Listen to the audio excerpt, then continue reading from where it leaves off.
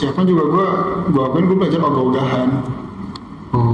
Karena ya itu gue udah capek. Udah berat parah gitu. Udah, enggak lah, gue nggak mau lagi belajar gitu.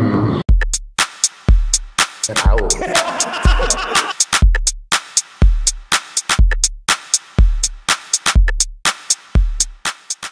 Ya udah, akhirnya di hari HUTBK gue kerjain sebisanya dan dapet, kecil banget dibanding anak-anak lain, pasti gue tuh terbilang kecil banget.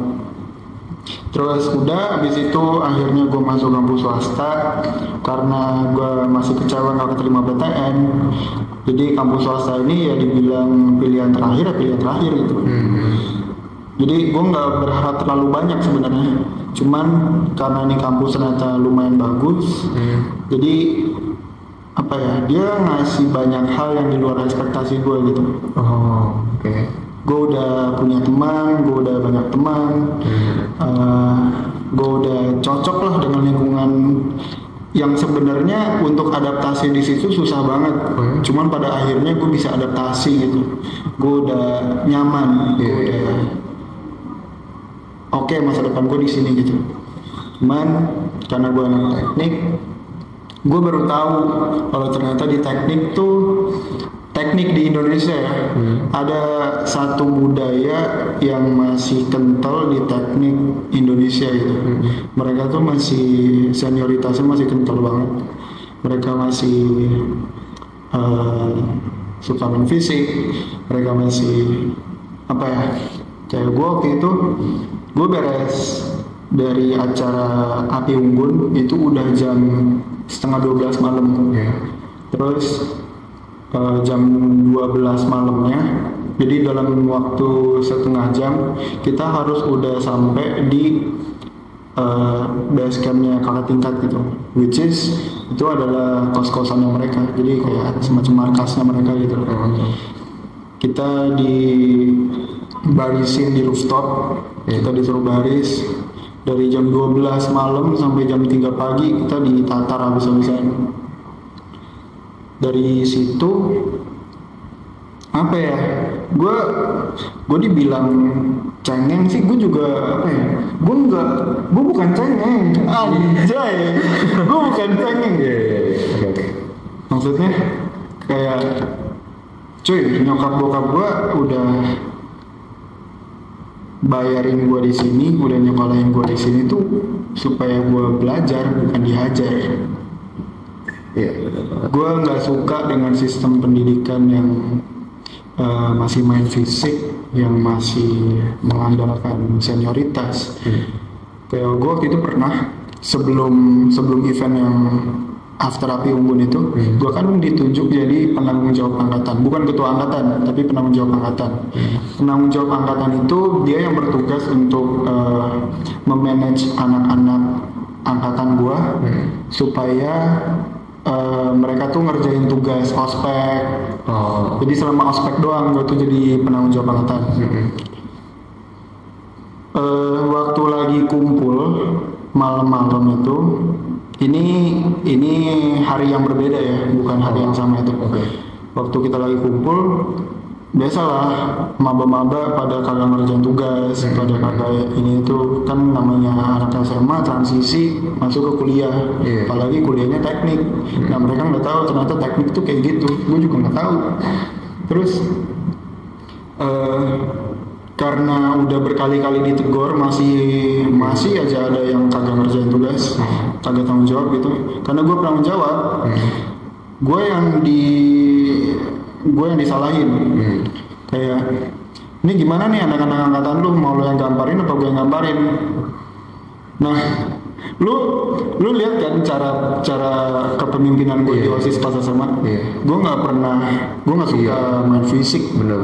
Dan gue sebisa mungkin gue tuh nggak pengen menginsult mereka dengan kalimat-kalimat yang keluar dari mulut gue gitu. Gue lebih membimbing, cara gue memimpin itu lebih ke membimbing, kasih contoh, kasih teladan, bukan malah lu gamparin. Gitu. Terus gue digertak kayak gitu, gue gertak balik. cara gue ngedidik anak-anak gue, cara gue ngedidik mereka yang ada di bawah naungan gue bukan dengan fisik, tapi dengan edukasi. Gue gituin kan.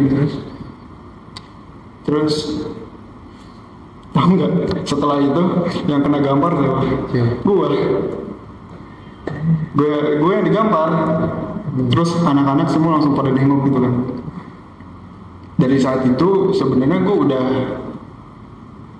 udah ngerasa ada yang nggak benar gitu. Ditambah lagi setelah kejadian yang dari jam 12 malam sampai 3 pagi itu, kita disuruh baris kan di rooftop dan nggak boleh duduk, nggak boleh ngapa-ngapain, cuma berdiri aja sampai punggung gue tuh udah kayak kagak ada rasanya. Iya lah, jam segitu 3 jam cuy, bayangin lu pacar aja setengah jam gimana sih? iya lah. Jadi tengah malam 3 jam disuruh baris. Udah setelah saat itu kita balik ke rumah kan, enggak, balik ke asrama. Balik ke asrama karena waktu api unggun itu juga gerimis, gue kan nggak kuat begitu lama kena hujan. Jadi besokannya gue demam. Kejadian itu hari Jumat, hari Seninnya gue UTS. Sabtu Minggu gue ngedrop, badan gue demam, gue nggak bisa ngapa-ngapain. Akhirnya udahlah, gue konsultasi kan ke orang tua gue, ini gimana ya? Gue nggak mau gue belajar tertekan kayak gini. Ya udah akhirnya besokannya, sehari setelah gue nelpon mereka, besokannya gue langsung dijemput. Jadi gue kan nggak asrama, barang-barang gue semua dibawa masukin mobil, gue balik Bogor. Nah teman-teman gue yang kasihan karena UTS kita tuh kelompok. Karena UTS kita kelompok dan bisa dibilang gue yang ngelit kelompok itu waktu itu. Gue ngilang. Udah kelompok gue waktu UTS, gue dengar cerita dari mereka. Waktu UTS itu kan, UTS kita tuh semacam presentasi pitch deck. Itu untuk satu matkul namanya Intro to Economics apa ya, gue lupa. Pokoknya ekonomi gitu. Gue ngilang, mereka bingung. Aduh sorry banget. Mereka nangis. Jadi kan ada 3 cewek 2 cowok, salah satu cowoknya gue. 2 cewek nih, dua-duanya nangis waktu UTS. Gue merasa bersalah kan. Terus udah akhirnya gue ngurusin surat pengunduran diri gue. Akhirnya gue balik lagi tuh ke asrama. Gue ketemu sama mereka, perpisahan lah. Ya gue bilang intinya gue minta maaf, tapi gue nggak bisa lanjutin lagi di sini. Udah makin nangis lagi. Karena gue kan teknik industri ya. Teknik industri itu yang paling banyak ceweknya, dan dia juga yang paling banyak menerima jurusan selain IPA. Jadi di teknik industri itu ada IPS, bahkan teman gue ada yang dari SMK jurusan apa ya, busana model apa kalau nggak salah. Bisa ke sana. Masuknya kayak gue juga bingung, jauh banget. Tapi emang se-open itu sebenarnya teknik industri, makanya gue waktu itu ambil itu. Cuman ya udah, alhasil gue cabut setelah 2 bulan gue baru kuliah, 2 bulan doang. Dan gue cabut tuh gue ngelepasin beasiswa 75%. Karena tanpa beasiswa itu gue nggak mungkin bisa kuliah di situ. Memang cukup mahal. Ya udah. Begitulah awal gap year gue dimulai. Keren. Nah, ini jadi serem gini ceritanya. Sampai udah lewat. Oke. Kita lanjut ya. Nah, normalnya pada manusia pasti abis ada kejadian yang gue rasa itu lumayan berat sih menurut gue ya. Gue aja itu berat. Ada nggak kayak kepikiran kayak lu tuh jadinya nggak mau kuliah lagi? Oke. Sebenarnya bukan nggak mau kuliah, tapi setelah gue gap year itu, gue masih mikir. Gue pikir gue masih bisa kuliah tahun 2022. Gue nggak kepikiran buat gap year tadinya. pikiran gue saat itu adalah gue cari kampus lain, tapi gue ambil jurusan yang sama. Oh, oke. Karena sepengen itu gue sama teknik. Karena ini karena gengsi juga sih. Gue kan dari IPA dan nilai gue di IPA ya bagus gitu. Gue nggak mau ngelepasin pride-nya anak IPA gitu. Anak IPA ya kemana sih selain ke teknik? Iya, oke. Gue pikir gue masih mau ambil teknik, cuman ini semacam perlindungan Tuhan juga sih. Jadi kejadian gue selama gue kuliah teknik 2 bulan itu, gue ngelihat kayak itu tuh bentuk perlindungan Tuhan supaya gue nggak masuk lebih dalam ke ranah teknik, tapi supaya gue keluar, gue pertimbangin lagi sebenarnya minat gue tuh kemana. Jadi gue cari-cari kampus yang cocok dengan kondisi gue saat itu, yang masih bisa nerima mahasiswa baru walaupun udah telat 2 bulan, tapi nggak ada, udah nggak ada. Mereka bilang mereka baru buka pendaftaran lagi tahun berikutnya. Terus gue pikir, duh gimana ya, dalam hal akademik tuh gue nggak pernah ngerasa segagal ini gitu. Kayak ini tuh jurang terdalam gue lah dalam proses pendidikan. Karena bahkan gue pernah remedial, tapi ini tuh bukan apa ya, rasanya tuh lebih sakit dari remedial gitu loh. Kayak lu remedial semester gitu, bukan lagi remedial mapel tapi remedial semester. Lu ketinggalan 2 semester gitu. Terus akhirnya aduh tadi sampai mana? Sampai lu merasa tuh itu terlalu jatuh buat lu. Oh ya, gue ngerasa gue nggak pernah ngerasain step back sejauh ini gitu. Akhirnya gue terima fakta kalau gue bakal gap year. Tapi yang namanya anak yang selama SMP SMA punya prestasi gitu, gue nggak mau, gue diem aja selama gap year. Lu bayangin lu libur sebulan, oke lah awalnya seneng gitu, cuman pasti akhirnya lu pengen cepet-cepet masuk lagi kan ke teman-teman gitu. Ini gue setahun cok, ngapain gue setahun anjay kata gue. Nah makanya lah setelah gue kan keluar kuliah tuh, keluar dari kampus kayak bulan September Oktober gue keluar. Nah gue nggak tahu lagi mau ngapain. Akhirnya Desember gue mulai workout sampai sekarang ya udah tepat setahun gitu. Itu keren. Oke. Lo harusnya bilang welcome to the club gitu. Oh ya, welcome to the club. Telat. Nggak apa. Oke. Jadi sebenarnya dari lu tuh nggak ada sampai kepikiran buat nggak kuliah gitu.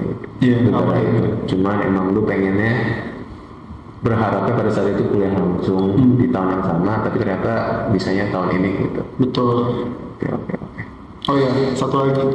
Waktu gue pertimbangin ini gue harus resign atau harus pindah jurusan apa gimana, gue tuh punya teman, dia dari teknik juga tapi dia teknik mesin. Dia ngerasain hal yang sama kayak gue, tapi dia lebih cepet resignnya.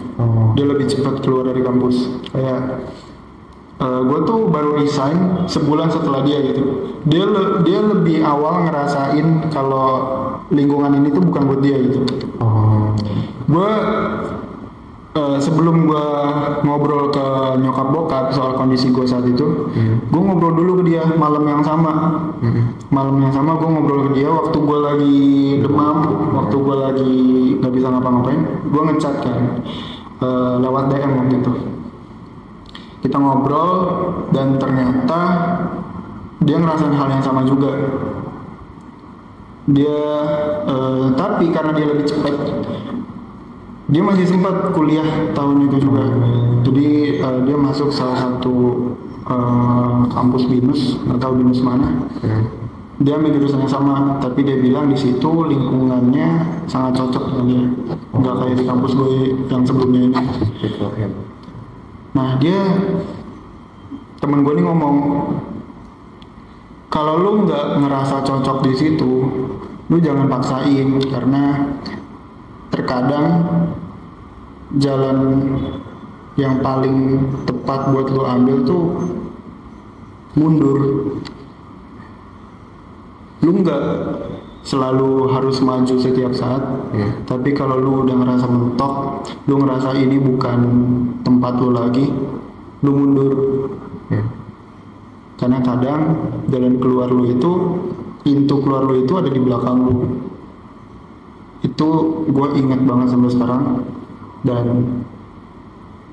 karena akhirnya gue ambil keputusan kayak yang dia saranin, gue gak nyesel sih. Toh dia udah duluan ambil jalan itu, dan dia udah kasih testimoni gitu loh. Gue ikutin sarannya dia, cuman gue nggak nyangka ternyata respon orang tua gue secepat itu. Besoknya gue langsung dijemput kan, dan sekarang gue bisa kuliah di tempat yang jauh lebih baik, jauh lebih kondusif. Gue bersyukur sih gue punya teman kayak dia waktu itu. Oke. Sangat ya. Teman gue yang keren. Oke. Ini sebagai penutupan gue terakhir. Gue ada 2 pertanyaan. Pertanyaan ini tapi cuma beda subjek. Dengan lu udah melalui kayak perjalanan ini keren banget. Sumpah gue respect banget sama lu udah ngelewatin hal berat dan bisa sampai sekarang dapat di tempat lu yang bagus. Ada nggak satu saran buat orang yang baru mau masuk kuliah kayak adik kelas kita beberapa ini, dan saran buat teman-teman kita yang udah mulai kuliah? Mungkin ada nggak, dengan adanya kejadian ini mungkin lu bisa kasih saran biar mereka tuh mendapatkan pengalaman terbaik di kuliah gitu. Oke. Kalau lu minta saran, lu jangan berharap jawaban apakah ikut UKM wajib. Gue nggak bakal kasih jawaban kayak gitu. Cuman saran gue adalah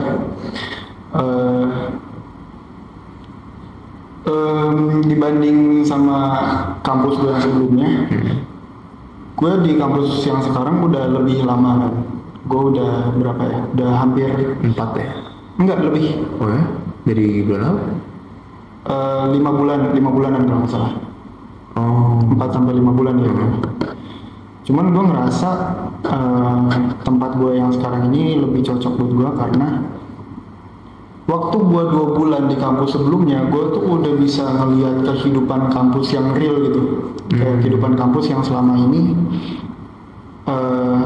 ini loh yang namanya anak kuliah, hidup bebas, lu nggak dikontrol lagi sama orang tua. Cuman gue udah 4-5 bulan di kampus yang sekarang, gue masih belum nemuin adanya hal-hal yang begitu menyimpang lah. Jadi saran gue, sebelum lu mulai kuliah, lu harus temuin dulu pegangan lu gitu, prinsip lu buat masuk kuliah. Jadi waktu lu masuk, bukan lu yang terbawa sama arus anak-anak muda yang katanya bebas ini, tapi justru lu yang bisa kasih pengaruh baik ke lingkungan lu dimanapun lu kuliah nanti. Seberagam apapun teman-teman lu nanti, jangan sampai lu masuk ke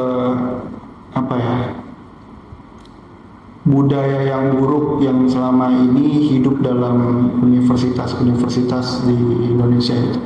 Tapi justru lu harus jadi trendsetter. Sebelum lu bisa jadi trendsetter, lu harus bisa dulu nentuin prinsip lu sendiri. Lu harus nentuin jalan lu sendiri. Jadi saat lu mulai menyimpang, ini tuh bukan jalan gua, ini tuh bukan prinsip gua. Jadi lu nggak akan menyimpang lebih jauh, lu bisa tetap pada prinsip lu gitu.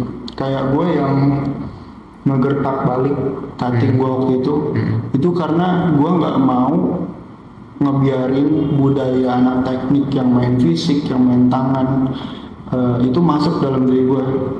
Prinsip gue ngedidik bukan dengan cara fisik, gue ngedidik bukan dengan main tangan, tapi dengan edukasi. Karena ya mungkin ini klise sih, tapi selama ini toh gue juga bergeraknya di bidang akademik gitu. Gue excelnya di bidang akademik. Nah gue nggak mau ngelepasin itu semua gitu. Gue udah mati-matian belajar, masa standar gue untuk ngedidik orang, cara gue ngedidik orang kayak gitu sih, dengan cara murahan kayak gitu. Benar. Sementara gue udah punya pegangan, makanya gue tetep gue ikutin apa yang telah gue bangun selama ini gitu. Walaupun akhirnya gue yang gampar. Ya. Oke. Kalau gitu. Ada lagi? Lu keren. Sama lu kita. Lu keren banget, gue suka. Lu paling keren. Oke, segitu aja buat teman-teman mengenai Justin Wibisono Tacoy ini. Bukan tacoy. Dan ya, gue bakal naruh IG dia di sini. Kalau lo mungkin baru mau masuk kuliah atau di kuliah lagi ada kepusingan, keraguan, karena dia juga ngelawatin lumayan pengalaman yang keren, kalian bisa tanya langsung aja. Dan segitu aja kali ya buat New Learning Podcast. Don't forget to subscribe, like, comment, and share. And we see you in the next time New Learning Podcast. Cheers. Dadah.